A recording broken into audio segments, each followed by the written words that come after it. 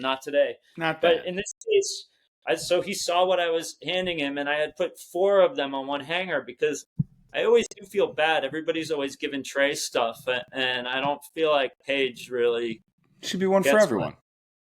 So I got one for everybody, and he kind of like showed it off to the whole band, and they walked off stage and they were like, "Yeah, why hasn't there been a Tweezer Encore yet?" And What's up, folks? Back to the Best Show Ever podcast. The podcast where I interview people about the best shows they have ever seen in their lives. I'm your host, Cam Hurt, and we had to get an episode in with the man who is the reason why we just saw the epic Tweezer Reprise Fest at SPAC Night 3. This story kind of got out on threads and fish fan lore sites all over the place about the theory of why we haven't seen a Tweezer Encore.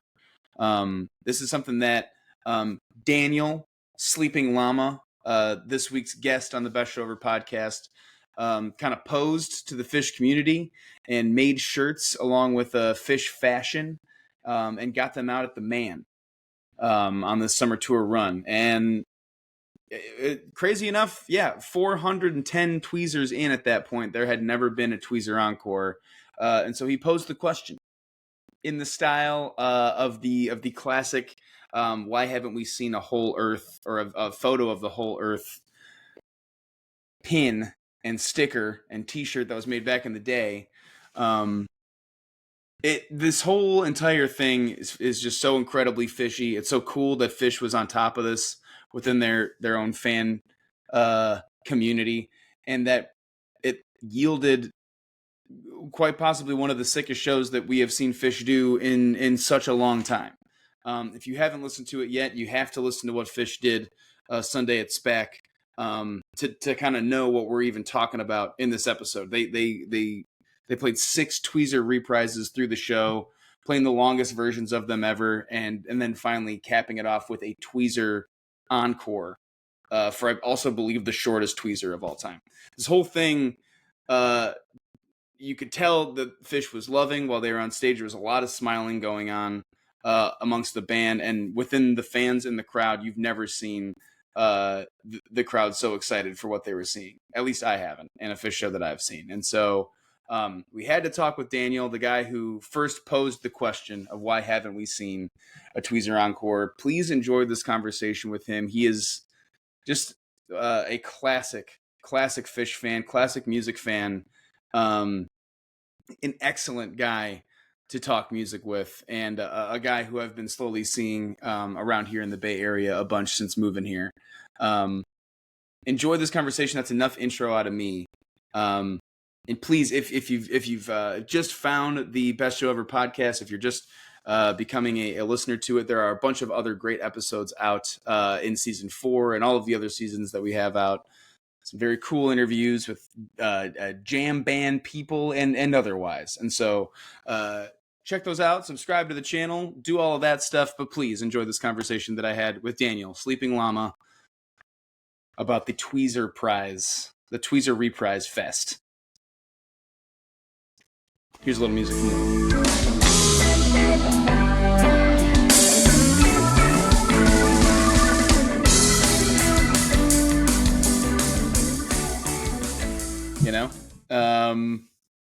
That how are you feeling right now after all of that? What was your general?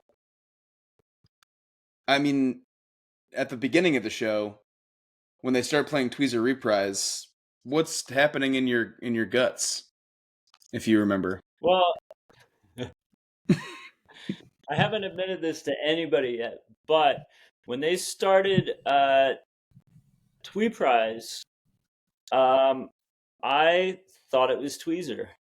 Yeah. You're like, these sons of bitches. No, I was asking a question. I had a question. Why haven't we seen a Tweezer Encore yet? I just wanted to know why. And I thought, if I ask that question, then everybody and their mom can decide what they want to do with that question. I had fun explaining it to my mom what it was all about. I had fun explaining it to the ushers at the Man what it was all about. The guy who made the T-shirts for me, Juss, shout out to Juss in Philadelphia, a really rapid turnaround and a really beautiful print on garment implement execution. But I just wanted to know why that hadn't happened. And I had this when I was texting with my buddy Deggs, who goes to every show, and I used to go to every show, and sometimes it does still feel like I'm going to every show. I think I've decided that I will do everything in September. I wasn't going to do Kentucky. I wasn't going to do Birmingham, but then Acid Fart said it was his birthday. And Hampton, I've never been. And so if you're doing Hampton and Birmingham, you got to kill a few days in the middle. So I figure that's a no-brainer. And then my friend, when I told my friend Charlie I wasn't doing Kentucky, the next thing he knew, he was on a New York City subway, and there was like visit Louisville.com ads, like station domination all over the place. And so he said, if you were looking for a sign, he said, well, fuck it. It's the day before Birmingham. They're doing 2 sets at a festival in Kentucky. One thing that I do like to do is go see Fish in new states. And I missed Texas this year. I missed New Hampshire this year. I missed, I got Delaware last year. But the other one I missed was Missouri, where I lived for 9 years. So go Cardinals. Yeah.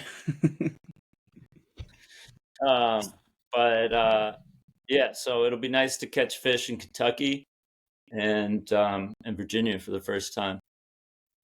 When you went to go make your question? Yeah, that did answer my question on what you felt during the first Tweezer Reprise. When you went to make the shirt, was this like, hey, if the shirt happens, it's all good? I just want to introduce this question via thread into the scene, or were you like, I got to get this shirt made and we got to make this happen?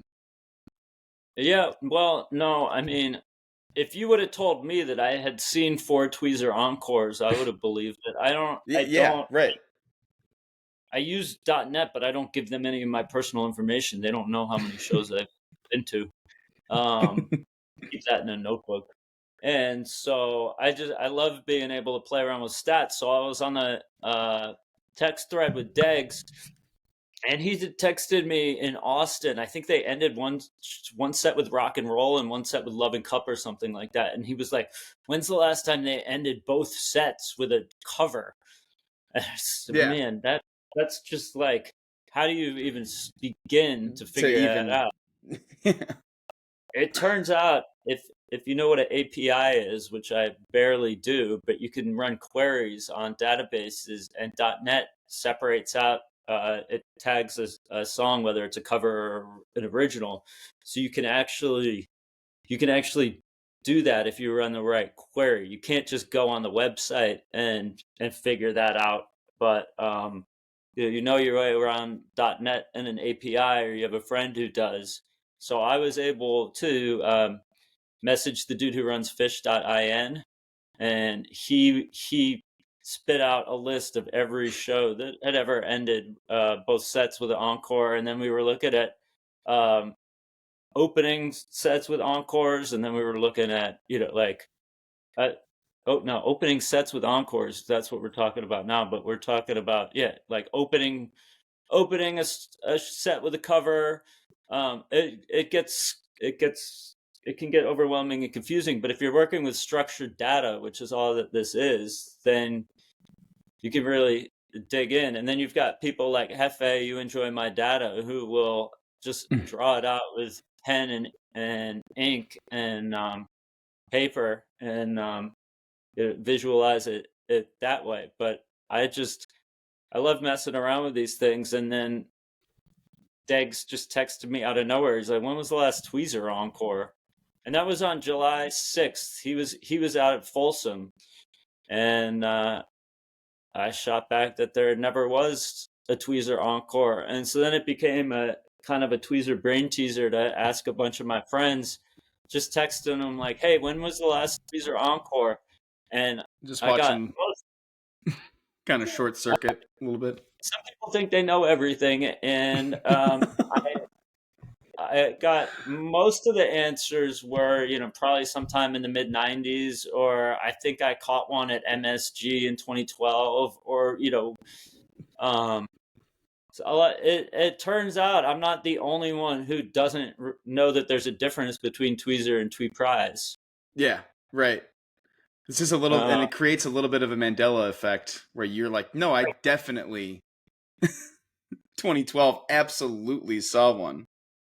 yeah, and they're actually right now what's going on is everybody who was not at SPAC on Sunday night is um, trying to erase that set list from. Do you know about that? No, what? People have been screenshotting me all these things, and there's a movement to downgrade the ratings of this show There, on because this, people, let's say that you were at 4398, and for yeah, 28 years you've been able to say I was at the number 2 rated fish show ever, and all of a sudden you miss SPAC and you're down to number 3. this happens with Alpine 2019, that Sunday show. That was another one that like was immediately in the top 3 for like a little while afterwards, and Right. people are like, we have to downgrade this show because it shouldn't be in that. I do sometimes these shows do get like a huge amount of excitement afterwards, but that it's warranted here. I mean, the excitement at the show was crazy. The feeling and the energy at that show was unlike anything I've ever been at, or heard on record, or I don't know. And it's really hard to compare it to the 90s, but as far as everything I've seen in this 3.0 era, it's pretty fucking electric. Yeah, So it was the one show that I've heard discussed like this was when they did Terrapin in Virginia Beach. What was man, it, like 8/9/98 or what? yeah, Whenever they, like, the first note of Terrapin hit, it was just like this wave. I kind of almost have chills just like thinking about that moment, and then this moment. I mean, I will say that I've got and try to I'm trying to be humble about all this because it I couldn't have pictured it coming out the way that it did, and the fact that I was able to be there, and I was on the rail just past Fishman, at in a pit with a really low stage, like, to be able to just see it all unfold in real time, was nothing short of just and it happened so fucking fast, man. Like, so when I started asking people when they had seen the Tweezer Encore, or when they thought the last one was, um, some people were like, "Well, Tweezer doesn't belong in the Encore." It sparked a discussion and like interesting conversations even before I made this shirt. Of people have strong opinions of song placement and fish oh yeah, more than I ever realized. And I don't, when I hear a Harry Hood opener, I don't think, oh, they're doing that backwards. yeah, And right. but some people really take objection, which is, to me, is the most ironic thing, because Fish is just always trying to Break the smack. rules and their own rules and Yeah, you can't. subvert it. You can't make an omelet without breaking eggs. Yeah. And that's my favorite part of this band, is that they break their own rules and they know their own patterns so well. I mean, no one knows the setlist constructions or what they've done in the past better than Trey. And so like it was truly a delight to watch him just fuck up his own thing with all these Tweezer reprises. It was a beautiful exercise for them, I'm sure, too. To be like, yeah, this is Yeah. we're gonna open with a hood on this tour. We're gonna do things on this tour that are rule breaking in our own way, and I am so on board. I have no objection. Well, yeah, good. That's why we get along. Yeah, that's why we're I that's why wish we're you good would buddies. chomp. I wish you would chomp a little less at shows. Yeah, you know. Wait, I don't know. I don't know what to say to that. It's always When I have my brother with me, there chomping can happen, and so yeah.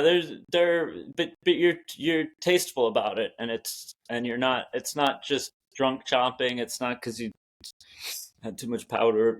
There are different categories of chompers. I mean, I saw Trey's dad talking to somebody the other day. I'm not going to say who he was talking to, but I brought that up to some people who are like chomper. What do you just like? You're dead to me. police. So I was talking at a show, and I was like, I think that the guy who gave who brought us Trey in this world, gets a pass every once in a while. You can have And a she was like, conversation. no, because if we don't draw that firm line, and I don't talk to her at shows ever, except there was this one time. And so I I had this idea in my head. I have like a running list of things that I will talk to Trey about if I run into him, which has happened once. And I what I bumped up. I want to know. He once told Rolling Stone at the beginning of COVID that the only person he was thinking about was David Bowie, and so I want to know what that was all about, Trey. And because I think about David Bowie a lot too, and it's what brought me to Fish. Like I was open to going to see Fish for the first time because I heard that they had a song about David Bowie. And I went and I had a great time, but they didn't play David Bowie, so then I had to go to the next show. Wait, and this what year was this? 98? 98? Yeah, 4/3/98 was my first show. Good Island tour. Lord. And yeah, my college roommate Alan got sick, and he to this day he does not know why he bought a ticket to that concert because he had never seen Fish before. He said he saw Fish once after that, and it was meh. But he had bought a ticket. We were at NYU in the city. He bought a ticket to the Nassau Coliseum show, and he got sick. And there was no cash or trade. It was a hard ticket. And he said, "Could you please use this? Otherwise, it's going to waste." And I said, "All right, I love David Bowie. I hear they have a song about him. I'll go check it out." And I went, and I was wearing shit kicker green Doc Martin boots because I needed those for Rage Against the Machine and Tool and Pantera and Right. concerts like that, Rancid, No Effects, the metal goth punk crossovers of the late 90s. And it was a floor ticket, and it was I found a spot by myself under the scoreboard at Nassau Coliseum, an old hockey shed, and within the first few songs, like there was a flag hanging over the stage from and like maybe some hockey pennants from when the Islanders were really good in the 70s.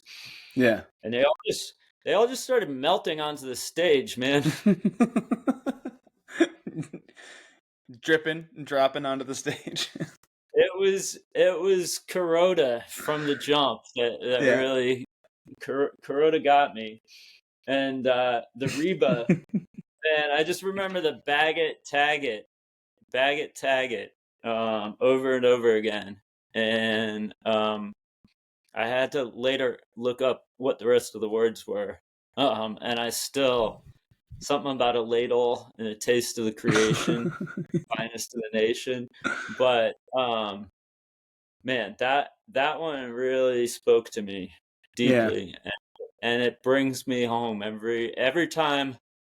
For me, if I hear a song at a show that I heard at that show, maybe it's just because it's the thing. Like if I'm like, oh, I want to listen to Fish, I don't really want to think about what show I'm gonna put on. Maybe if somebody recommends something specific, but I could just listen to Island Tour over and over and over and over again, and like The other one is 72903 that I was at. It was Burgettstown, Bar Lake with the Harpua with Jimmy on the way to it. And they opened with Daniel Saw the Stone. And then it was Brother, and I was with my little brother Josh in the second row at that show. And then they did Fishman to the Vacuum with Elvin Bishop's Fool Around and Fall in Love, and Camel Walk Away. That show, I believe, was right when the band had first gotten iPods. Oh, wow. And all of a sudden, they didn't, like, when they did Dark Side of the Moon in 98, do you know how they practiced for that? They sent, like, Paluska or somebody to a record store in Utah to go find a copy of Dark Side of the Moon that they could listen to. All of a sudden, they had their entire catalog. Like, they were able to listen to any of their shows they could load up on the iPod. They could load up any album. So they were just able to, like, spin that wheel and just, like, Russian roulette a set list out of thin air. And that was what that show was all about. And then it was about me going to it. And so that was the first time I saw Daniel Saw the Stone. And then they opened it with Daniel Saw the Stone. And then it was part of Maple Night at the Baker's Dozen. Because I always like to people don't realize, a lot of the songs had some relevance, like Oh Canada had the maple leaf on it, right? Or like Limb by Limb was like tree branches. Golden Age is because that's the color of maple syrup. Sugar Shack. The song Daniel Saw the Stone is like an old Negro gospel, and the version in the 40s that became pretty popular was by Golden Gate Quartet. So that's the same golden as Golden Age, and that's why I don't think Trey's ever like put out a whole list of what the relevance of the songs are, but I love when I get clued into something like that. So that's been a fun pop quiz too. Anyway, so I caught those three, and then best show ever. It would have been nice to be in Austin when they busted it out for the first time since August 1st, 2017. Yeah. But oh man, by this, and I'm sorry for anybody who missed out on that, who really wanted to be there. But I already caught it 3 times, and I'm just happy I'm always happy that I have friends who are there catching it for me. If and there's the group of people that are part of this was a birthday, Gritty Fam. That's Don Parmesan Pesto Man. He had his birthday show on October 13th, 2023 at in Chicago, and we got all these shirts made, and mine got stuck in Chicago for 2 years, and it was just returned to me at Forest Hills. That's when you saw me, and I had all that stuff. That's because Charlie had just gone to Chicago to see the shows, but more importantly, to bring me back my fucking shirt. And this was at Chuck's apartment in Chicago for 2 years. And you know how many Fish shows I've seen with Chuck since then? That he always tells me he's going to bring me the shirt. He's asked me for put it in the mail. I finally got it back, and so I would basically nobody. There were like 10 of us who had this. I could send you a picture of the trash pile after the show. These are the same people that did that whole thing with the gritty masks and everything. But the thing about this is, a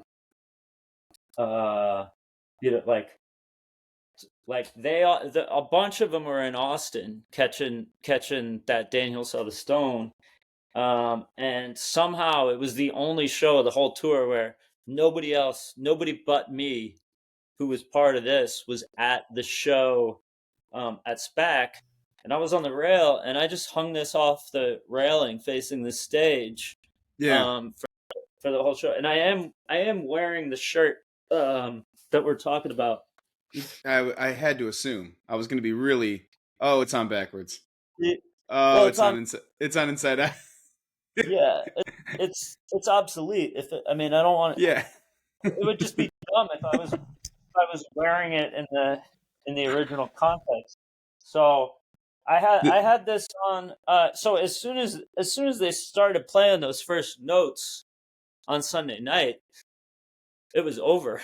It was Yeah. just it was The shirt had absolutely, already aged horribly at that point. yeah. No, I mean it didn't even. It only had one stain on it, and I'd worn it like 7 shows. I did laundry once.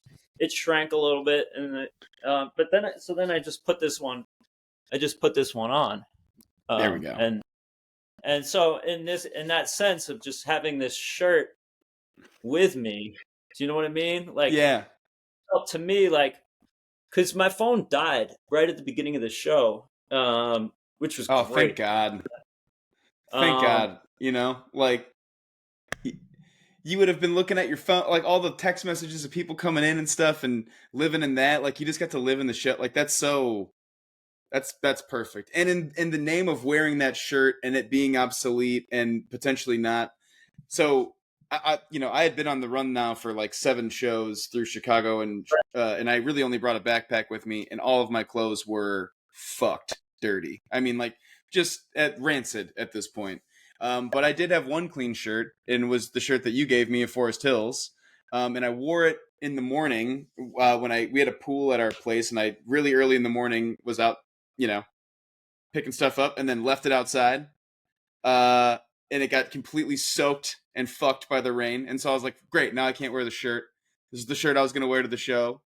And it's like, I know for a fact in my soul, I wear that shirt. They don't do it. I don't know what it is. Like, it's like I had to have that shirt get ruined in the morning for my part in this, I should say. One of my best friends out here, Michael, his mom is really struggling. She's sick, and so he's been visiting her in Westchester at a rehab facility. And he managed to kind of get out on Saturday night and go see Fish one night, and drove all the way up to SPAC. And I had bought a lawn ticket for somebody for the Sunday show.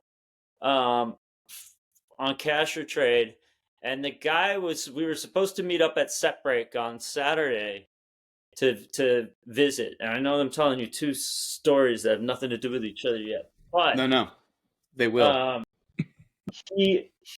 I think it might be 3 or 4 stories that don't have anything to do with each other. So I'm supposed to meet up with this guy at set break, and I call him up on the phone. I'm like, I'm at the top of the lawn by the family area. I sent him a selfie of what I was wearing, which was, of course, the "Why haven't we seen a Tweezer Encore?" Right. And he just ghosted me, and I never heard back from him. And then he messaged me. He's like, "I'm so sorry, man. I was out of it last night, but I'll meet you anywhere today and bring you this ticket." Meanwhile, my buddy Michael. Oh, geez, how did that happen? I just saw your story on Instagram. Okay, great. How do I turn on Do Not Disturb? I thought I did that already. Oh, You've well, got to be anyway, getting hit up like crazy right now. it's I have still not gotten to the bottom of just text messages. Yeah, dude. I miss so many people posted stories that were so good to my ego. I imagine, but by the time I actually looked at it on Instagram, it was like, they were gone. very unavailable. I said, "Can you please repost that?" And people are like, I mean, like Peter Wallace, do you know who that is? Oh, He's yeah. a geography. He posted a story because I saw him outside Forest Hills. Outside, we took a beautiful picture outside of an ambulance, and I guess he posted that story. He waited until afterward. Like a lot of people were closet questioners until it actually happened, and then all of a sudden they're posting their pictures. Fish was not closeted about it. Do you know that guy Tom Walsh Photos, who takes pictures of the shows? Yes. He took a picture of me and my buddy Ian Ziegel and his dad Leslie Ziegel at Forest Hills Night 2. And he probably has 50 stories a night after a show like that, if not more. Fish Instagram, the one that they restoried was with me. So if you looked at Fish Instagram Thursday after SPAC, there was on Fish's social media. So why haven't we seen a Tweezer Encore yet? So anyway, I digress. So this guy who stood me up for the lawn ticket on Saturday night, he was like, "Yeah, I'll come by whatever Airbnb you're at on Sunday morning. I'll bring you the hard ticket." And so that was really nice of him. And in the meantime, my buddy Michael, who had driven 3 hours, and gone back to help his mom in the morning, messaged me that he had lost his phone at SPAC the night before, and he was worried it was going to get drenched, and turn on Find My iPhone. And this guy, Adam, who was bringing me the ticket, I said, "Hey man, do you think you're up for an adventure?" He said, "Yeah, I'm a local, like I know my way around Saratoga Springs." And we went on a scavenger hunt and found Michael's phone. And so all of a sudden, dude had to come back to Saratoga Springs to pick up his phone. So he figured he may as well go to the show. Thank God.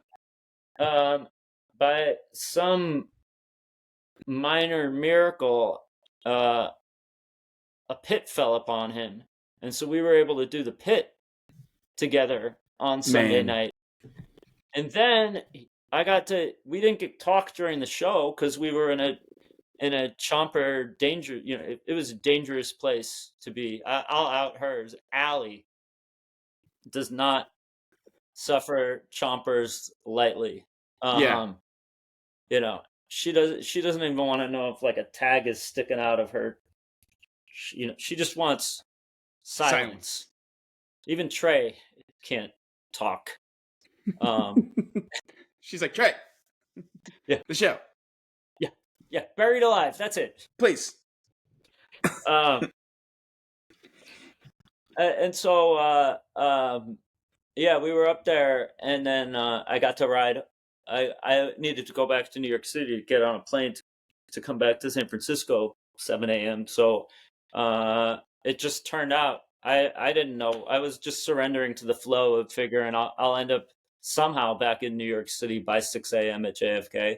And he was headed that way. So we had 3 hours after the show to just catch up and talk about his mom and music and life. And it was just beautiful in that way. I know that sometimes that's part of what makes a best show ever. And there was nobody else that I would have rather spent that time with after that show. And it was all because he lost his cell phone, and because I had the right person stand me up at the show on Saturday night to make it in. So now the person who used this lawn on Sunday night, I told him, I said, "I'd really like to have that stub."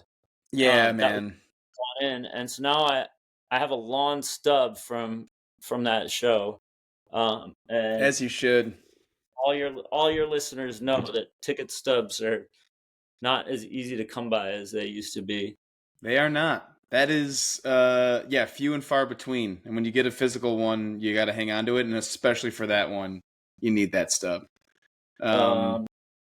You said you had some random stubs, some you could. Oh yeah, that you had nearby. Do you have any anything that you wanted to? Maybe in the realm of like a honorable mention show. I don't know if we've talked about your best show ever or not yet, but no, I can't decide if it's Prince or David Bowie or Lou Reed or Nina Simone. I saw. That's crazy. When you mentioned you saw Nina Simone, that's crazy. Her last headlining show in the U.S. at Carnegie Hall. Man, it was sold the fuck out. It was the only show I've ever seen at Carnegie Hall where there were like people walking around like outside with fingers in the air. Yeah. I took a piece of cardboard, just like so, and I just wrote, "I'd sell my soul for Nina." And this woman came up to me right before lights, and she was like, I have a seat. My husband got stuck at work. It's expensive, but it was a front row box seat in the balcony. And God, I think this was like June 2000, and I was not at Big Cypress because I had a Northern Irish girlfriend, Nikki, who lived in Glasgow, and I went to go see her, and we went to Club Optimo Espacio, DJ Twitch, and at midnight, the party was called Roll Out the New Linoleum. You get it? Do you get it? Yeah. Oh, And yeah. Sure. so he played Feeling Good at midnight. Bird in the sky, you know how I feel. So like Wow. Nina Simone was how my new linoleum began. And of course, when the Fish walked off stage at Cypress, they walked off to Here Comes the Sun by the Beatles, which the Nina version, I think if people have heard any cover of that, it's the Nina version. So there's that. And then at 5 a.m. we got Iggy Pop, The Passenger, which was like 5 a.m. Glasgow time was midnight New York. So Twitch did that at 5 a.m. That was one of the best. I mean, it was a DJ set, but that show, man, I dressed head to toe in a silver spacesuit, and I was an American kid who was there with Nikki, who everybody knew. It was special. She's one of the few girls I ever dated who had dated like a bona fide rock star before me, which was kind of Tim Wheeler from Ash. If you're out there listening, Ash is much bigger in the UK and those parts. Do you know Ash? Girl from Mars, 1977. I don't know. They opened for like Nirvana when Nirvana was big. So all of a sudden I was hanging out with a girl who was like had been side stage for Nirvana and so she got me. She had like warmed me up to Nina Simone, and then we got this Iggy Pop, The Passenger, which was a David Bowie produced album. So you can connect Bowie's the through line in my life to a lot of it, and but Nikki, the concert that I saw with Nikki, that was just blew all. Okay, so her buddy Jack was visiting. She was in New York in the summer of '99. That's how we met. And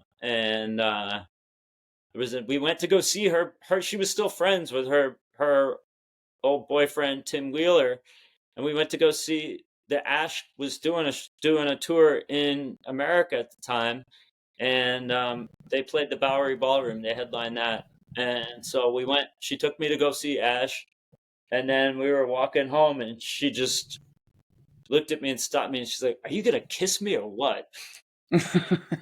Classic. I didn't A classic. do anything.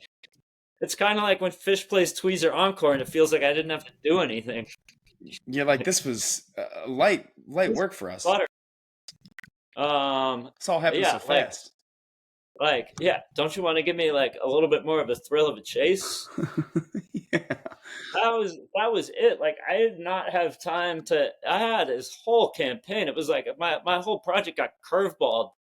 Not by like contaminated water, but by a fucking tweezer. Tweezer ruined me. It certainly ended the quest. I mean, like they wrapped that up immediately for you. It's amazing how quickly that happened. Which guys in the band listen to this podcast? Like if I'm sending out a message, I couldn't tell you. I have been told that some of the guys in the band have seen my stuff before, but I don't know what, and I don't know when, and I don't know who. Well, get this guy into the Betty Ford clinic. That guy, Kim. That's my next campaign. Please.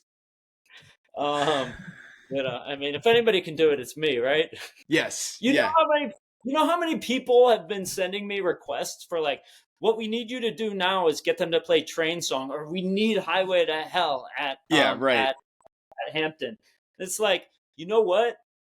I have a friend who's a documentary filmmaker, and he's always got people saying, you should make a movie about this. You should make a movie about that. And you know what he says? He's like, you seem pretty passionate about that, huh? Why don't you do it? Yeah.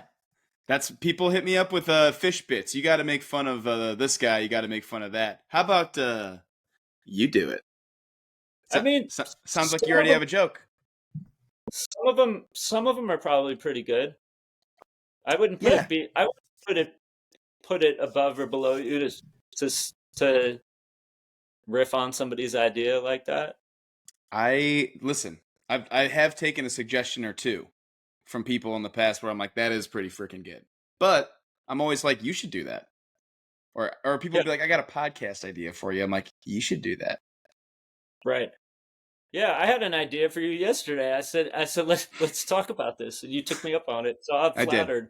I did. I've always thought I could. I had a couple of stories. What I was going to say though with Nikki, is it was the summer of 1999 in New York City. I was like 19 and she was 20, and they announced on the radio that Prince was going to play a show at Club Life on Bleecker Street, which I think is now Le Poisson Rouge, LPR. It was a little basement club, and you had to go get in line. There was no online ticket sales or anything. You had to go get in line at noon to go to the show that night at 10 p.m.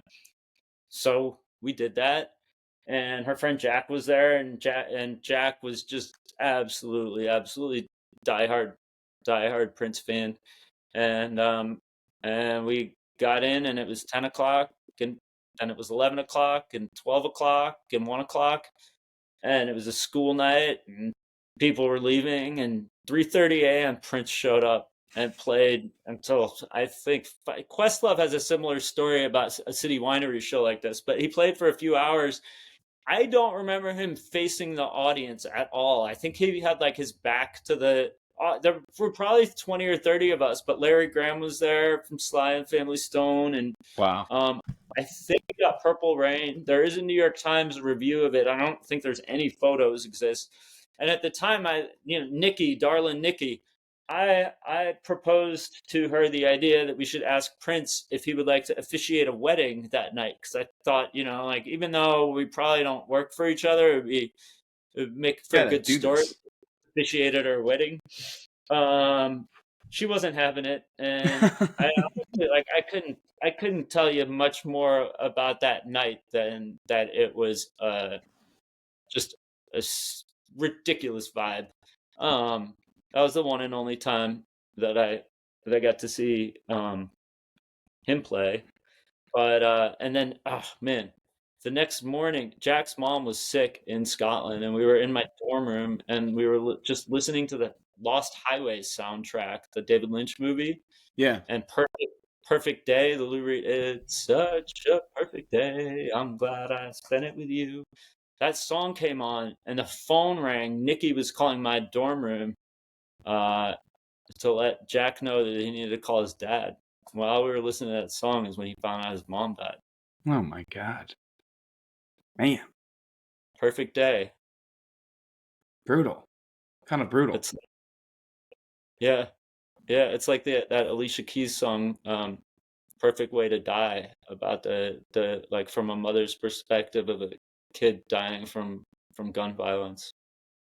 Yeah. It's perfect. So anyway, sorry for that. Major chills. Yeah, and that's a part of the night. Kind of like what you were talking about with your buddy driving home. Like that's a part of that experience. That it is, just like that you're talking with your buddy on the way home from the Tweezer thing.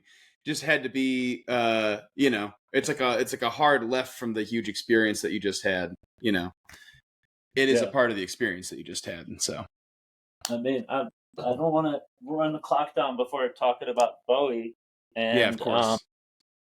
This is a shirt my mom tried to make a dent in some of the holes, but this is a shirt from Roseland Ballroom in June 19th, 2020, which was like less than a month after Fish did their Roseland VH1 show that I think I snuck into. Yeah. he got really good at going to concerts in New York City, like more so than going to class in college. Made it really light work of just knowing how to get into most venues. I could get into, and these days it's different, but back then, man, I could walk into MSG, I could walk into Irving Plaza, I could walk into Roseland. I'll tell the kids at home a trick that's just more obsolete than my shirt. K-Rock 92.3 FM used to do this promotion with 92-cent concerts, and it was like whatever up-and-coming acts were on, you could go to Ticketmaster outlets at like Rite Aid or Tower Records and buy a ticket for 92 cents. And so I would go, and these shows weren't selling out, like you couldn't pay a lot of people to show up to them. So I would go and buy like a stack of them, and like 20 Ticketmaster tickets, and they were printed on that thermal paper, and I would just use those to 9.7 times out of 10, the person ripping the ticket at the gate, they're just trying to get people through the door. You give them a ticket. So I would go to all sorts of shows on those 92 for 92 cents. And the people rip it, yeah. And then like Jimmy Page, Robert Plant, I saw that way. I also volunteered for an organization called Lifebeat, the music industry fights AIDS, and we would give out we would give out condoms and safe sex information at concerts. So I would get in for free for those. And there was one time when 9 Inch Nails was playing like a secret industry showcase set at Irving Plaza. And at Irving Plaza, you had to call up Lifebeat and say, hey, I want to volunteer at this show. And usually somebody had already beat you to it, to calling in and getting your name on the list. And I showed up really early to the 9 Inch Nails show and told them that I was a Lifebeat volunteer for the night. And I knew I wasn't, and I knew I was potentially gonna, I knew I didn't want to screw anybody over, but I knew that I had to get in, and then who knows what happened. I get in, I'm about to go to coat check to get like the pile of stuff for tabling. And who walks down the stairs to pick up his Chinese delivery food order but Trent Reznor? And I said to him, I thought that I was supposed to be volunteering for Lifebeat tonight, but I'm not. I wonder if you've got any extra tickets to the show tonight. And he's like, yeah, man. He's like, what's your name? And I wrote down my name, and he's like, just go to this stage door and tell him you have a +1. Incredible. Yeah, so that's a good tip. Meet Trent Reznor before the show. Always get you a ticket. We wanted to meet Marilyn Manson too one time, and we knew my buddy Joe Letts. Do you know Rammstein? Oh yeah. Yeah, so do you know Till Lindemann? Till Lindemann is like the guy in Rammstein who is the singer, the guy who breathes fire and stuff. He's got his own band now called the Till Lindemann Band. And I went to, and the guy who's the drummer now is Joe Letts, who dresses in a character named Sandy Beach. You would not recognize Joe on the street as Sandy Beach, but we were high school buddies and concert buddies, and we would always just egg each other on to do the most absurd thing, to get backstage or to get on stage. Like there was a while where Courtney Love and Hole was always bringing people on stage, and we just knew the right time and place to be wherever it was to be part of the show. Let's see, for all your heavy metal listeners out there, there's Joe in there with one of the guys from Prodigy, and you can see that's a Irving Plaza VIP pass. Hell yeah! That whenever anybody from the everything in New York and then in the 90s was all like record label industry people would come and show up for a song or two and then go to the next venue. And if you wanted to and you were nice and you asked them, they'd just peel off whatever their VIP thing was and give it to you. So we got backstage, we got to all the after shows like that. It certainly didn't help to, you know, to have girls with us who could be the ones to ask the record label dudes for their things on the way out and just These things collect. that's usually a helpful tactic. This, It's tough to do this kind of stuff now. I'll say this: I got to go see the Greek shows for Fish in 2023 for free through a Apple Wallet scam. Me and my brother are both using on the same iCloud, the same Apple Wallet. Sometimes, he'll be getting on a flight, and I'll see his boarding pass pop up on my phone, and so I would scan through with his ticket and my Apple Wallet, and then he would go up to the ticket window and be like, I don't know what happened. My ticket just got scanned, but here's my credit card and my ID. And we did that for all 3 shows at Berkeley for Fish. And so that you know, a 3-day pass cut in half was pretty nice. There's still ways to do this. There's still ways to be this way. Out. I didn't hear I didn't hear you say that. I didn't but you know, I know there's tricks to it. There's still ways that you can be this way. I've yeah. I mean, there are a couple of people I could recommend you have on this show to just talk for hours about how to sneak into shows. But it's not completely gone away. There's still ways. Before we get to David Bowie, I guess, because you just never know when in a show David Bowie's gonna come in. David Bowie can't be an encore. Yep. This shirt it says rabies. It's a Spanish, rabies against the machine, or rage. Rage Against the Machine. It's made by a brand called Propaganda, and in 1996.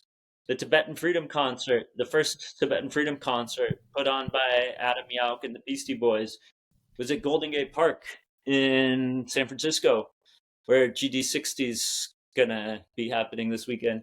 Yes. And Harley Strictly Bluegrass always happens. And they, being me and my 2 friends in New York, decided that we wanted to go. And my sister had a lot of frequent flyer miles, so I went to a travel agent and emptied out her frequent flyer account. And my one friend Val had been on a family vacation in Costa Rica and met this guy Rodney there from Tiburon, and they shared a bag of mushrooms and exchanged kisses and phone numbers. And so she called him up and said, "Hey, I'm coming out to Tibetan Freedom Concert," and we stayed with him. And the herb that those kids in California were smoking in Marin in '96 was like nothing I had ever experienced before. Oh yeah. And we went to the Tibetan Freedom Concert, and here's a page Rock to the Rescue, that I've saved all these years. It's from 17 magazine. The Smashing Pumpkins, Beastie Boys, Rage, Chili Peppers, all on one bill, plus Beck, Bjork, the Foo Fighters, and the Fugees? Yep. Here's our special report on the Tibetan Freedom Concert, a 2-day benefit held in San Francisco's Golden Gate Park. And so I was going through a box of crap during COVID, and I see 17 magazine, photographs by Jay Blakesberg. No way. Of course. That's great. But it gets weirder, as it always does with Jay. This girl crowd surfing is Felicia, who is the third member of the New York crew. The caption there says, "Girls ruled the unusually peaceful mosh pit. It's pretty amazing that the scene was so mellow, considering there were 2 stages and the crowd shifted every time the performers did." So when I met Jay a few years ago, I think for the first time I met him at Shoreline in 21, and I told him about that, and he had forgotten that he had shot that assignment, and he said that he would print out a copy for my friend Felicia, who's now a medical doctor in Sweden. Wow. And I just circled back with him about that about a week ago. I visited my grandma going into Forest Hills to see Fish. I visited my grandma on Long Island and ran into Ricky Blakesberg, Lil Ricks, on the Long Island Railroad. She was riding in too, and so I had already done a collaborative Instagram story with Jay about this, and it reconnected him with the photo editor for this. I don't think that he was a regular contributor to 17, but yeah. So I messaged Jay and I was like, I just saw your daughter on the train, and it reminded me that that I still had photos up on the rail and hanging out with that Caspian Jesus guy. Like I end up in the lens site of Jay Blakesberg from time to time, and he took the only time I ever met Phil, he photographed that. So it reminded me that I wanted to get the picture that he had of me and Phil, and then he also said that he would finally get that to Felicia. So if this is being aired at a reasonable hour in Sweden, we can let Felicia know that help is on the way. Her mom, though, man, she didn't tell her mom that she was going to California, and like 2 months later, this comes out. And the neighbors came over and were like, "We just saw Felicia in the 17 magazine." Got grounded for the rest of the summer. Incredible. My parents, I just told my parents, I left them a note, I'm going away for the weekend. But when Phil in 2023, he did a Terrapin Sunday Daydream show in a park in San Rafael, and at the end of the show, he said that his grandson was going to have a lemonade stand, and that if you tipped well, that he would sign autographs. And at that point in his career, I don't know if I never heard of another time where he did an autograph stand. And the only thing that I had on me that I could think to have inside was a Relics magazine with Vida Blue on the cover. And so I flipped through, and the only picture that I saw that was at all relevant was this Jerry Garcia, an ad for the Jay Blakesberg Jerry book. And I asked Phil if he would be open to signing it, and he said sure. So I have and then Blakesberg signed it too. So I have a Phil signed Blakesberg photo, signed Jay ad, whatever. And so I have pictures of me standing there with Phil signing this. Phil, I'm a lefty, and Phil was too. And the other special thing about this is that I bought a lifetime supply of his grandson Lebon's lemonade with $2 bill, and then I have a cherry tree in my backyard, and I had cherries here in Berkeley, and I had a pint of cherries that I put down on the table just while Phil was signing it. And then I went to go get my lemonade, and I turn around and Phil's eating the cherries.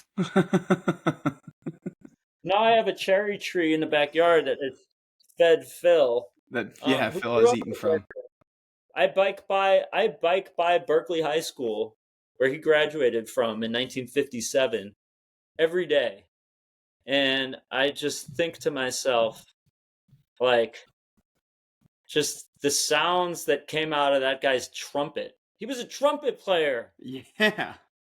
The best trumpet player in in Berkeley history, probably. Like, could you imagine what career Phil would have had as a trumpet player?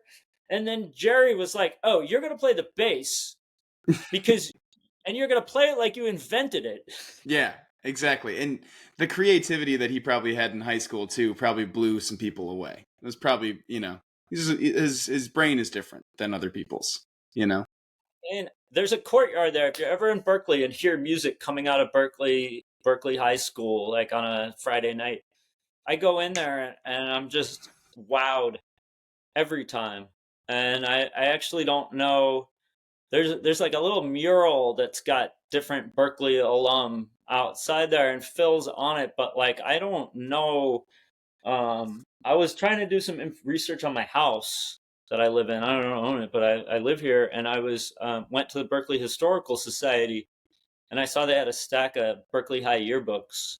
So I started flipping. I figured Phil's like 84, and I found the spring 1957 yearbook.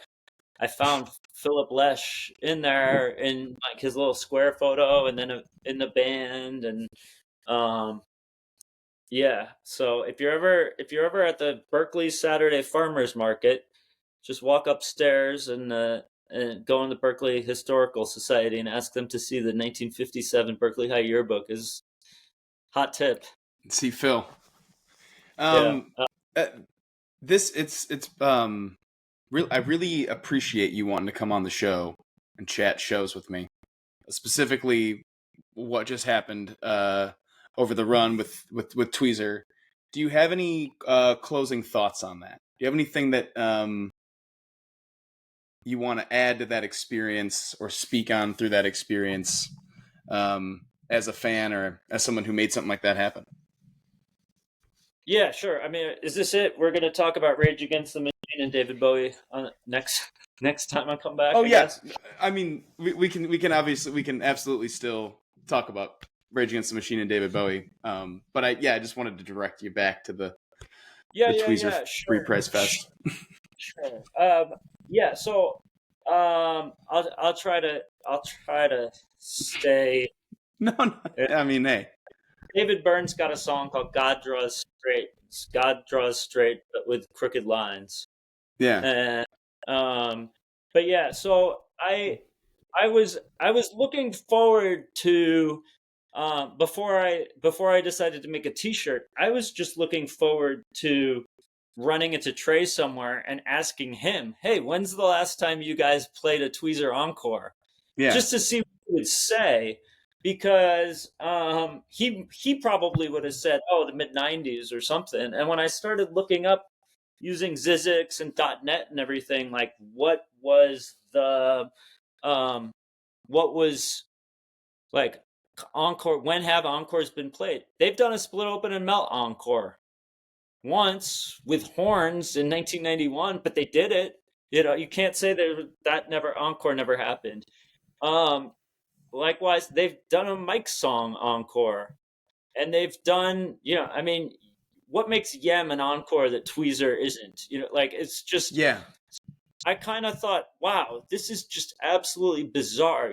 They've done 34 songs, I think, at least 300 times. They've done Slave 291 or 292 times. They just hit 300 with Wilson, I think in was it Folsom or something? But they've done and behind they've sort of done it Down with Disease encore in Deer Creek a couple of years ago when it was unfinished, which is not uncommon for Disease. But they, for whatever reason, they ended the show with "This has all been wonderful, but now I'm on my way," which is our lyrics I wrote for Tom Marshall 5 years before he finished the rest of Down with Disease. Did you know that? I didn't know that. What? I don't think Tom knows that either. No, I'm not kidding, Cam. I brought this along with me too.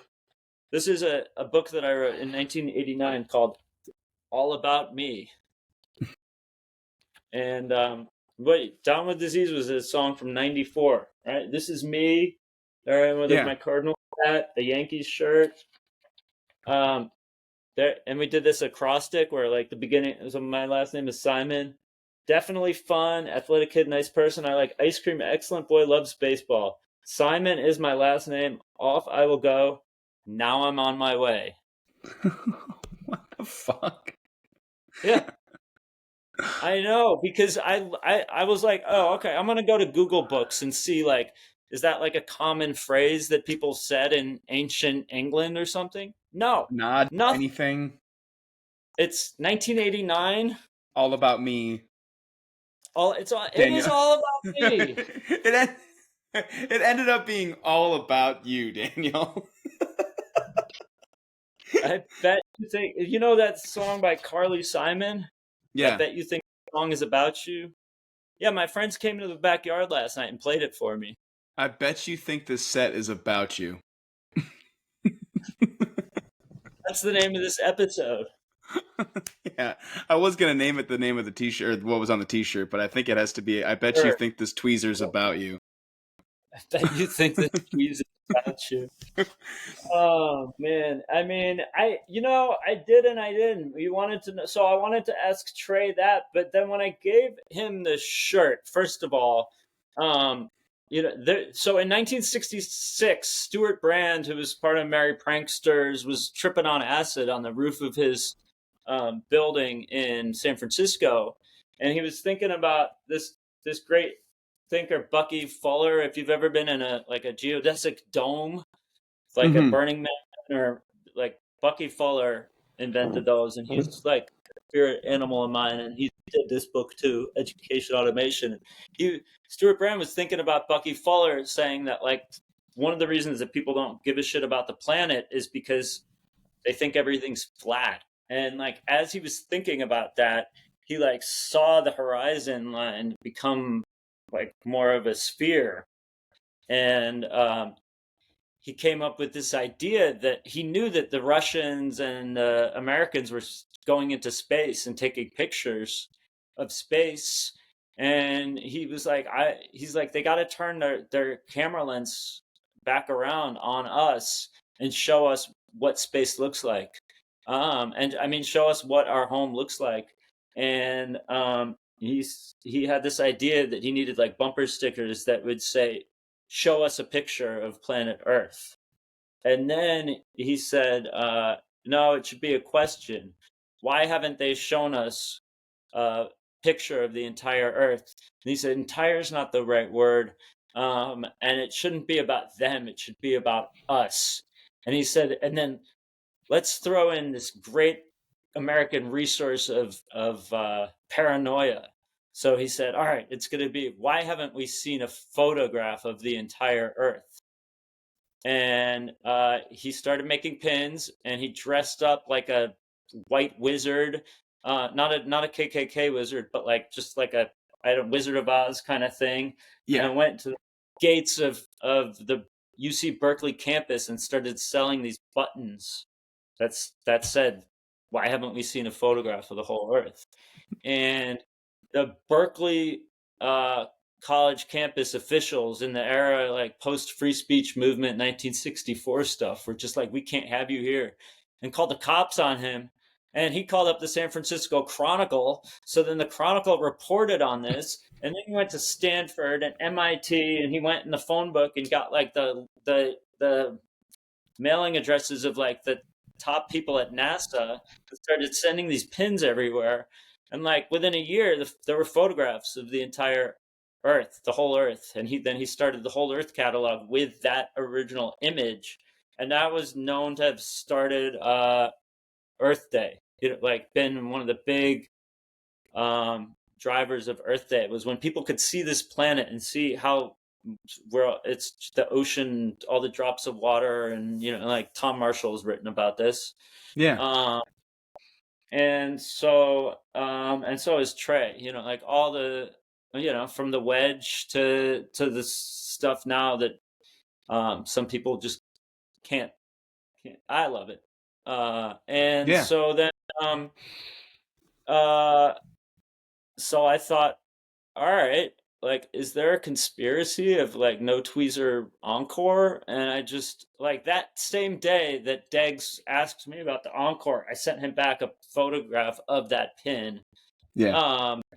And then I thought, all right, I'm gonna make pins. And then I realized, you know what? That's like, I gotta make a T-shirt, and I gotta figure out a way to get a pit ticket for the man. And I literally scored a pit ticket pulling into the lot that night one at the man.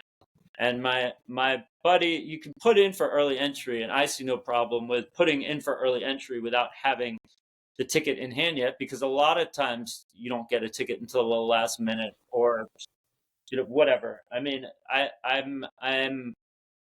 have not been a totally upstanding person as far as first entry, and I've made my views on that plane online, and people think more or less of me and others because of whatever past, present, future. But I ended up, my buddy Tony hit number 13 and 14 for the man pit, and we ended up right in front of Trey that night. And I brought in some shirts, and I brought in a few hangers. I brought in one, and he brought in a couple just in case I didn't even tell him why I wanted the hangers there, but he was willing to smuggle in some hangers for me in case it was one of the, they have those like policies about what you can and can't bring into a venue. Yeah. And then sometimes they make shit up when they're like, yeah, you can't bring a hanger in here. I'm like, I don't see where it Like, says that. I'm like, well, you can't. Because you're saying right now, or because Right. there's a standing policy on hangers, or So, but what my premeditated thinking on this is that people throw all sorts of shit on stage, and in this case, I wanted Trey to be able to easily see what I was trying to hand him in case I don't like to throw shit on stage. I like it to be something where it's not catching anybody off guard and they want it. There have been a couple of times where me or somebody next to me was like I was with the Gritty gang one time, and they tried to offer him a mask, like a Gritty mask that had been on there sweating. Those things are gnarly. yeah, And Trey was like, no, not today. not But that. in this case, so he saw what I was handing him, and I had put 4 of them on one hanger because I always do feel bad. Everybody's always giving Trey stuff, and I don't feel like Paige really Should be one for gets everyone. one. So I got one for everybody, and he kind of like showed it off to the whole band, and they walked off stage and they were like, yeah, why hasn't there been a Tweezer Encore yet? And then they were like, well, all right, so I think we can do that without getting Tate Enterprises involved, and we don't have to like have anybody sign NDAs on this, and we can probably do this on this tour. And there's like 10 shows between now and the end of the tour, so if we just don't do a tweezer at the Man and don't do one did they do it? Don't do a tweezer in Chicago, because they just come whatever they can do they could do a tweezer every show if they wanted to, and I don't think that there would be that many people complain. But they figured, all right, well, if we're gonna do a Tweezer Encore, we're not just gonna do a long ass regular Tweezer, and we're not gonna do a Tweezer into Tweeprise because we've done that already, just not in the Encore slot. And we're gonna break some eggs and make a omelet nobody's ever seen before. And so why don't we do a fucking Tweeprise fest? And then they were like, all right, we're just gonna play Tweezer like it's a 2019 Alpine Ruby Waves. I mean Tweeprise like it's a and then so they were like, all right, so that's gonna happen at least once. Like we're not gonna open with Tweeprise either. That's like too obvious. Can't do that. Like, but maybe give them something else instrumental to throw off the scent for a second. I mean, if you think about the shows you've seen where Buried Alive has opened, they've been nice. It's going to be a good one if they start with Buried Alive. Right away, I was like, okay, this is going to be a Sunday show. And like one of those Sunday shows. Yeah, and I was probably the last person in that band to realize that they were playing Tweeprise. And you want to talk about chomping? The entire hill of people is like, they're playing Tweetrise. That means it's going to do Tweezer Encore. It's Tweezer Encore. Like, it was like, it felt like the first 5 minutes of that song was everyone like coming to grips, or at least everyone around us was coming to grips with, they are more than likely going to do this Tweezer Encore. deal. Yeah, and I mean, I wasn't the only person at that point who was, like wearing the shirt. The first night, me Yeah. and Tony and Pesto man, this guy, Yeah. he was also on the rail, uh, in Philly night one wearing this shirt, and our dude Reza happened to be on the rail, and he's like this big dude, and he, like he's 10 feet tall, and I made him in black and white or white and black, and I gave him the white letters on black, and he was wearing it right on the rail. So it was like a wall of this question. And and there were definitely I don't have I'm a busy person, Kim. I don't have time to sit there and scroll through every single Facebook fish group. And the meme Connell followed me yesterday on Instagram. Wow. I got one of the Beatles of the fish content creators. I mean, I thought it was big time when Mr. Cam followed me a couple months ago. Hey, I think that was only because I introduced you to acid farts. Yeah, that was one of the most embarrassing moments of my life. Was I met him outside, and we talked, and then the show's about to start, and I'm meeting you, and then you're like, and this is Acid Farts, a guy who I have already met outside, and I was like, oh fuck, and he's like, yeah, dude, like, of course you don't know who I am, or I'm like, no, everyone fucking knows who you are. I know, we've interacted a bunch on the internet, and I didn't know it was him, but that was you then got to watch me be like, dude, I'm so sorry that I didn't know who you were right off the bat. He's like, I used to have a ponytail, and I don't know, I just have the most famous bong rip in human history, but it's all good either way. He is super chill. He's so sweet. If you ever meet Acid Farts and forget who he is, he doesn't care. He didn't care. And He was very sweet. He is one of the nicest people out there, and Fish is lucky to have him in the community, and he's got great stories about just the encouragement and support that he's gotten from the band ever since this happened. They were always on his side. They didn't want to play without Acid Farts there at MSG for New Year. I think that John Fishman called up the Dolans, and we're like, we're backing out of our contract if Acid Farts isn't there. As they should have. And he is really the nicest guy. You guys are both the nicest guy. You took a very well shot video of the monologue I got to do with Eggy that night that I still have, and I just have that for me. I didn't do anything with that. It was just a very cool piece of footage that I have from a very cool moment. And yeah, that's how I met you. You being kind and doing that. The Cornerstone definitely has some best show ever material there, and I would say that Acid Farts was about to leave in second set, not because he wasn't in the hell of it. It was just he was like, I gotta go stop over and get some food. I'm starving, and then drive home. And you were just like, hold on a second, and you ran back into the green room and brought him like this heaping plate of macaroni and cheese. None for me. I was hungry too. And he devoured it. I'm sure if I would have asked you, I mean, it was an oversight, but it's a good thing you're not running a restaurant. I was like, what do I have to do to get you to stay? Because I am going to do something that I kind of want you to see. So.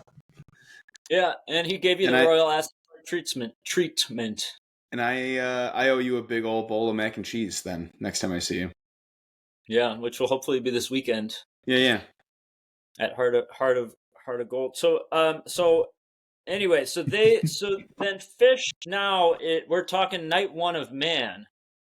They have an entire week and a half basically to just kind of fuck around with what songs they think might have good segues in and out of Tweeprize. Yeah. and they're not writing set lists per se, but they're just goofing on this the entire rest of the run. And I told you my Forest Hills.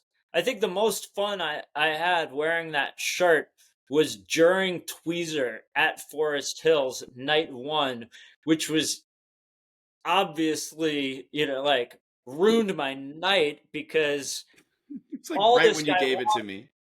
You this like guy is Veruca Salt, Tweezer Encore. No, oh, right, you were so pissed. And right. and during the Carini, you're telling me about the encore. You're giving me the shirt. I'm taking the picture of the shirt with Kyle.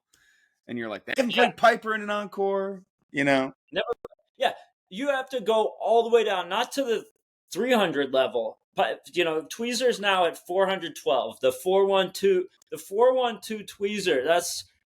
That's Pittsburgh represent. That's their That's area right. codes. That one's for Mario Lemieux. That one's for Yes. Roberto Clemente. That was a Yager tweezer. Yeah, yeah, yeah, yeah. And so Come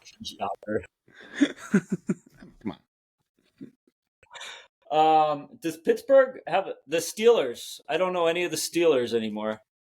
Terry Bradshaw. Yeah, yeah, yeah. Yeah, what was that movie that he was in with the oh man, it was a funny one where he was hanging out Three with a lot of Amigos? yeah. So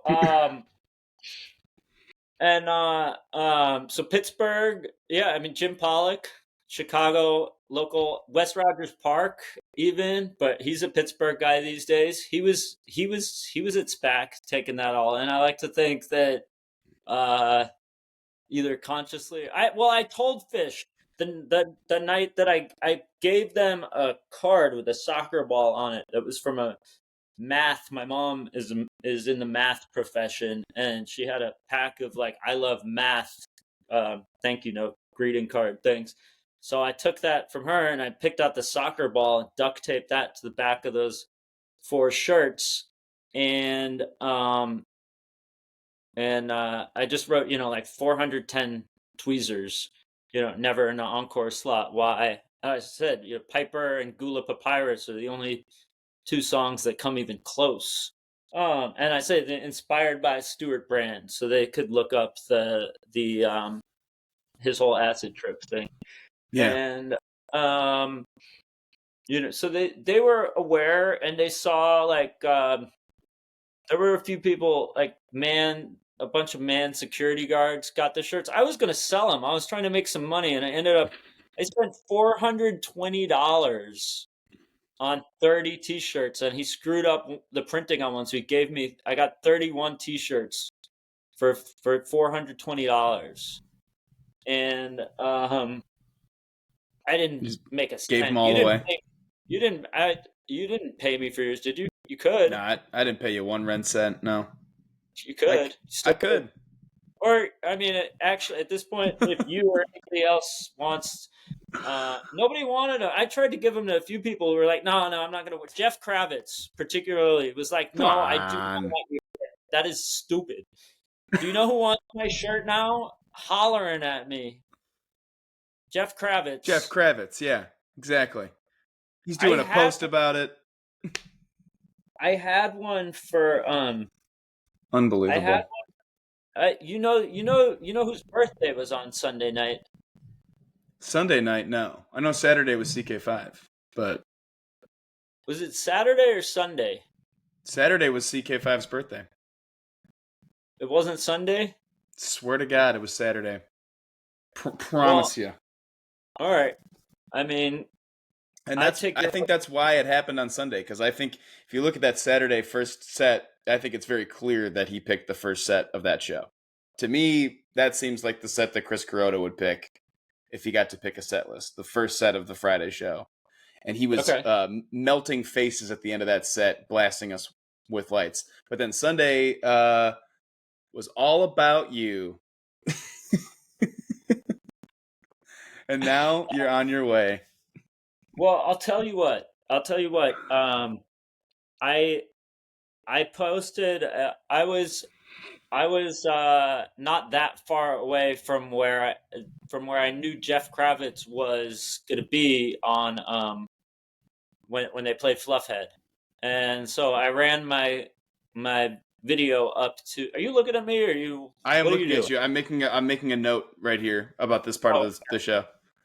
oh, okay. Are you going to Yeah. send these notes to Kevin Shapiro for the archive? Yeah. Oh yeah. I'm gonna send it to Kevin Shapiro. I think we need to. I think I'd like to have him on your show. I would love to have him on the show. I don't know how to get in contact with him, but I would love to have him on the show. All right, let's. There it is. I'm gonna make a. I'm gonna make a shirt. I was gonna say, if you could make a shirt for me. Uh, so no, part of the reason that the shirt worked was because I was asking a question. I wasn't. Yeah. People come in with these demands with signs that say "play this," yelling out this. There was a show recently, and this guy was yelling out "tube" between every song. Like, What are you? okay. And I mean, there was one time where they played "Limb by Limb" and in Deer Creek in 2012, I think. And they actually, not only did they acknowledge that they were playing it because of the sign, but Trey grabbed the sign from the crowd and handed it to Paige. And Paige was like, "You know what? Like, we don't mind requests at all. We love them sometimes, but like, once you hold up the sign, like, we've seen it. You can put it down. Like, Yeah. the people behind you who are going to want to see it." But Right. it said Chinese Warhol because Trey said he always thinks about the Chinese Warhol when he's singing the Chinese wall line. And somebody signed that just said Chinese Warhol, and Trey had been bantering about it at a solo show in 2011 or something. So I told our buddy Hefe, who you enjoy my data, who's been chasing Limb by Limb. I clued him into that, and I think that for his next run at Hampton, we gotta do some kind of station domination, and but in a fun, playful, like, not demanding way, but just like a lot of times the ear seed of them hearing or thinking about something. It's not like they didn't want to play Rocky Top for 189 shows. It just hadn't happened.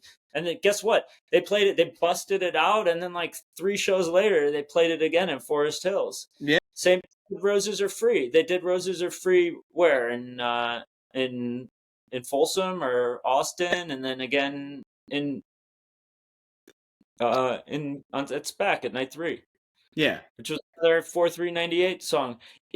On Saturday night, the Kuroda show, if you're really sure it's his birthday, they did Old Home Place, which was a 4/3/98 song, and then they did A Loving Cup. Right? They closed out they did Fluffhead. Yes. Fluffhead. They did Piper that night.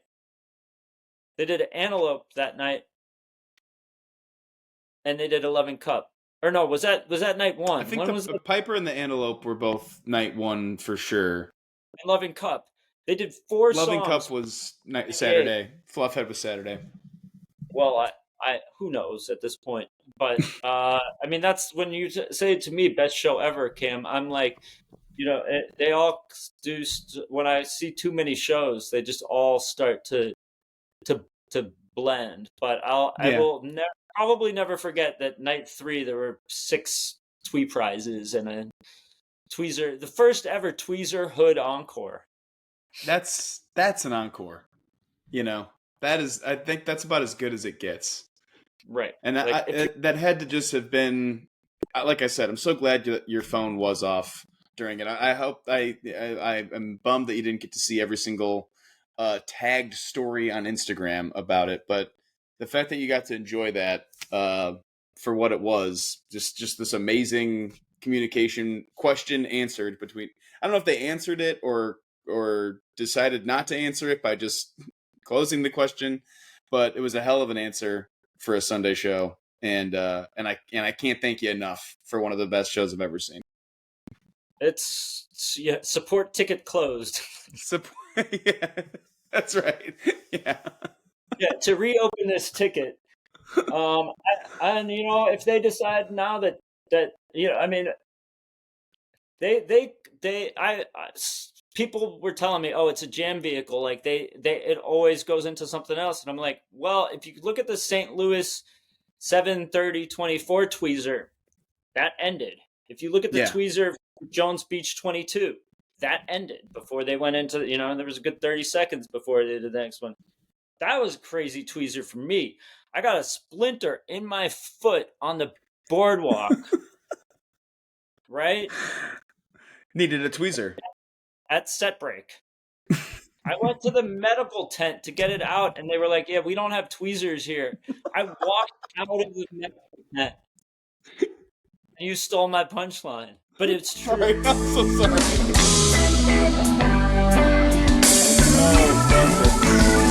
That's great. That's a cosmic hilarious.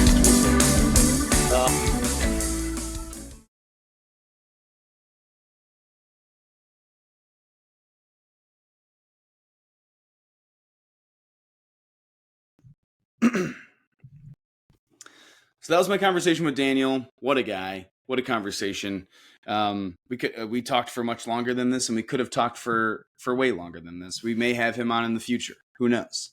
But that truly was one of the coolest things that I've seen Fish do live in concert, and it's just so cool that that this guy had that influence in that moment and was able to make that happen for all of us. And so I hope you enjoyed this episode. Please go back and check out all the other episodes that we got going on. If you're so inclined and so interested, there is a Patreon that you become a member of. It's $4 a month. You get access to bonus episodes and episodes before they come out and all that kind of cool stuff. But until next time, guys, have a great show.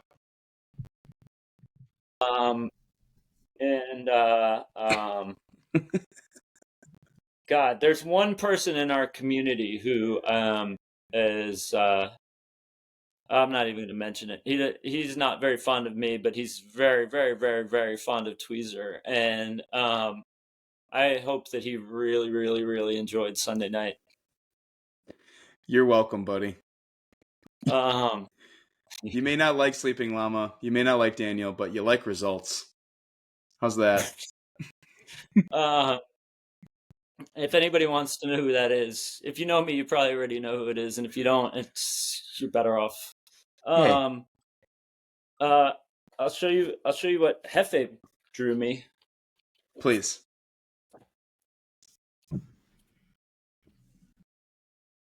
There's Daniel Saw the Stone. Daniel Saw the Stone magnet. It's a hell of a song to be a magnet for. What? It's Llama, and this is the only original surviving Cosvote Vox merch. Damn. I found this in a vintage shop in Greenland. Wow. They burned all the records and cassettes, but I see there 9 cubes and everything. Yeah, you found, I mean, some original, clearly original from the band.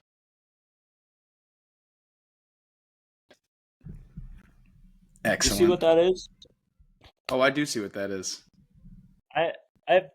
This jacket has been destroyed by wearing in so many 100-degree shows.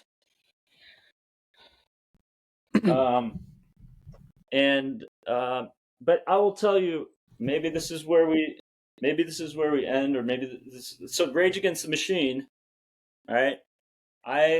In '96 at this Tibetan Freedom, aforementioned Tibetan Freedom concert, Rage played, and I saw a guy with this shirt on, and I said, "Where did you get it?" And he said he made it, and I said I would want to buy one, and he sold me the one off his back, which is not this one, because I went to see Rage Against the Machine at Roseland Ballroom in 1996. They did a 5-night stand that summer when Bulls on Parade, Evil Empire came out.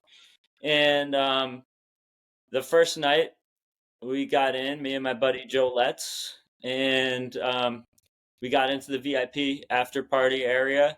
And I realized there was nobody guarding the stairs to the basement, which was where the dressing rooms were.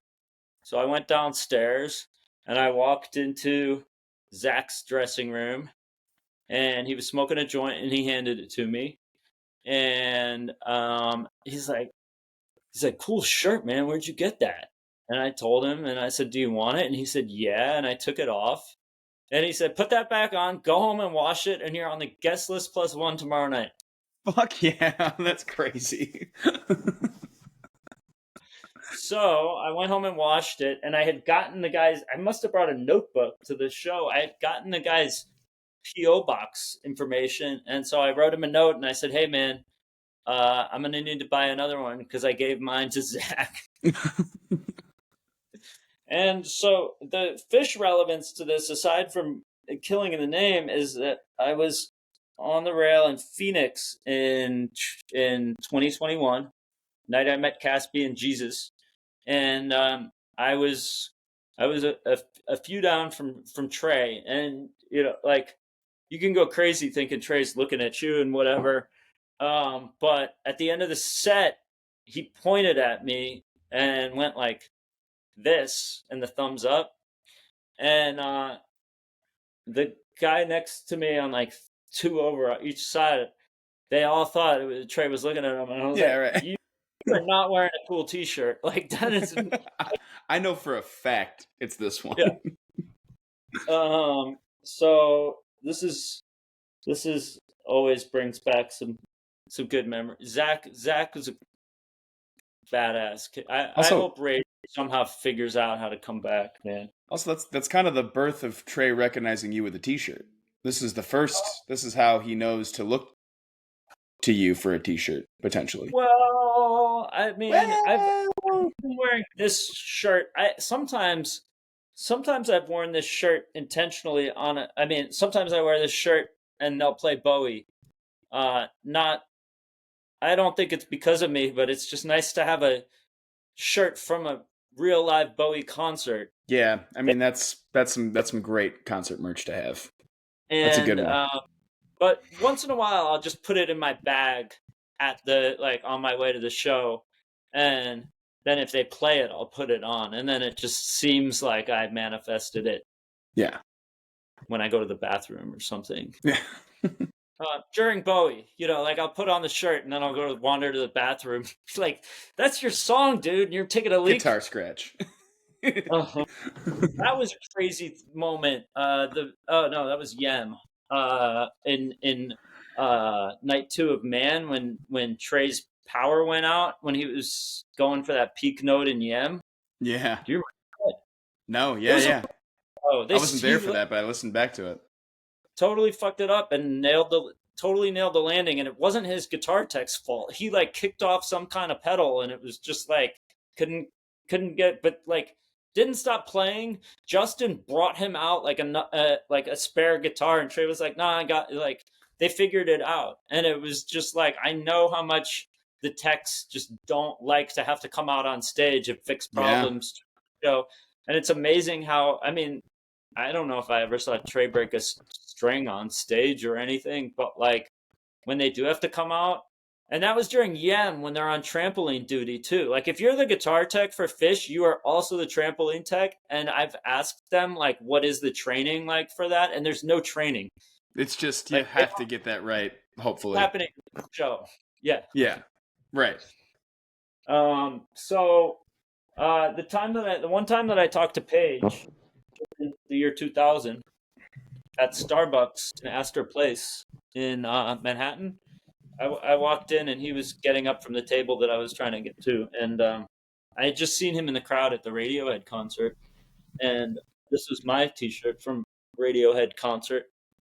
I saw him in Japan, but this is from I saw him at Roseland, and I saw him at Hammerstein Ballroom. I saw him in the Letterman TV studio audience of Letterman one time, and at the 930 Club when Michael Stipe opened for them in 1998 when the Tibetan Freedom Concert. The girl got struck by lightning that show, and so they had to cancel the show. And then they made an announcement on the radio that Radiohead was going to instead do a show at the, I don't know, was it 1,000 people fit into the 930 Club? It was insane. Yeah. But when I saw Paige, I didn't know what to say to him, but I said, I said, have you ever seen Tool? He said no. I said, I think you will really like it. And he said, well, I will have to check it out. And I later heard that he and Mike went. And I also later read what Trey said about Tool, which is that they were the most psychedelic band going on. That he was really looking forward to seeing them at Bonnaroo.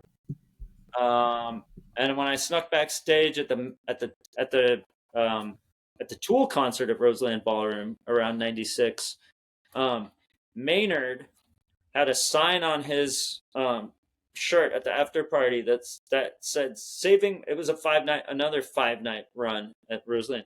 Saving my voice for tomorrow night's show. Yes or no questions only. So sometimes you got to be that guy. Well, what are you doing? I legitimately have to get off now at this point. I do have to go and leave.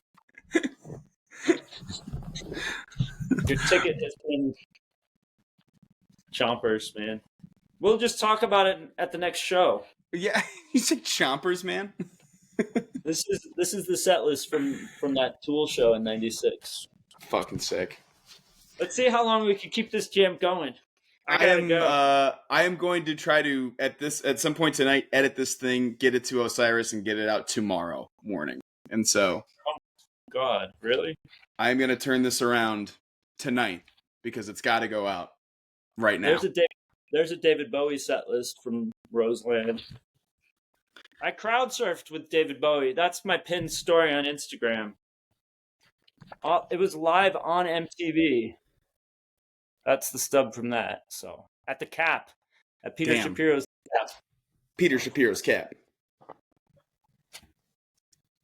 Daniel, this has been excellent. I just want to thank you again for one of the best shows I've seen. Maybe one of the best shows I'll ever see. And we will have to do this again at some point. We will have to do some sort of other recap again at some point. I want to, what you just said, I want to say something sincerely.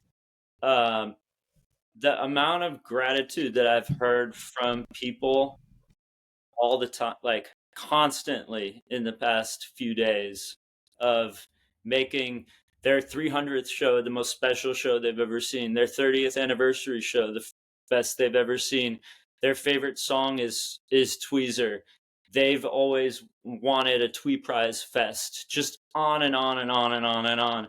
I was sitting around my fire last night with my friends were playing some music in the backyard, and I was just sitting there and thinking, you know what?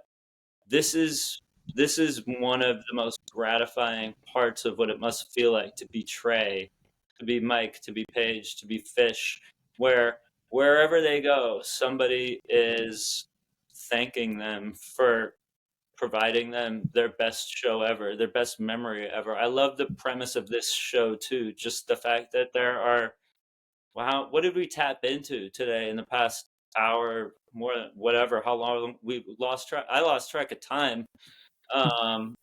Just being here with you. And it's just like, it's unreal and unusual. And I never thought that I would be the reason that somebody had the experience that they did, that I would have the opportunity to knock Island Tour 4398 out of it all. And all I did was ask a question, and sometimes and waited for an answer. I didn't have it, and I was open. I'm a volunteer on crisis line of Alameda County, the 998 suicide prevention line, and people call in, just listen. That's all we do. And that's what Fish is teaching us. They've spent so long listening. Yeah. And sometimes the best thing to do is just ask a question and shut the fuck up and listen till somebody's done talking, and then let it pause. And like the divided sky pause can teach us a lot too. And it's been humbling, and I'm still catching up on just catching up with my friends. I haven't had a chance to talk to my mom about this,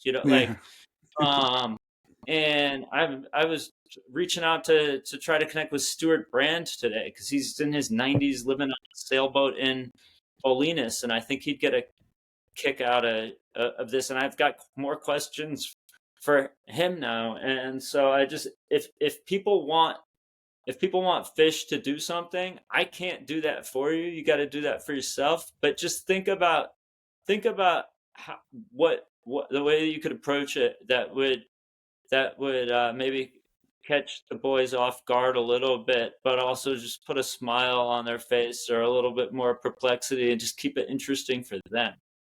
It's that you got to be in on the joke with the band for a little bit, and instead of just requesting, like how much, what more do you want out of Fish? How much more could they possibly give you? They've given you so much, so many memories, but to kind of poke them with a little bit of a bit, and ask a question that is going to make them smile. That's why that happened. That's exactly why that happened. Yeah, and I dare anybody out there, including myself and you, Cam and Trey and everybody.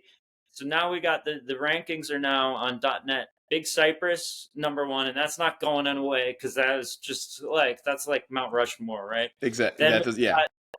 We've got 2 is 72725 now, and then number 3 is 4398. I triple double dog dare anybody to knock 72725 out. I will bathe you in whatever essential oils you want when you make that happen. I would love to see that happen. I'd really love to see Fish play a better show. Yeah, please. Oh, please. I'm begging you. That's why I keep going. Yeah, right. Well, excellent.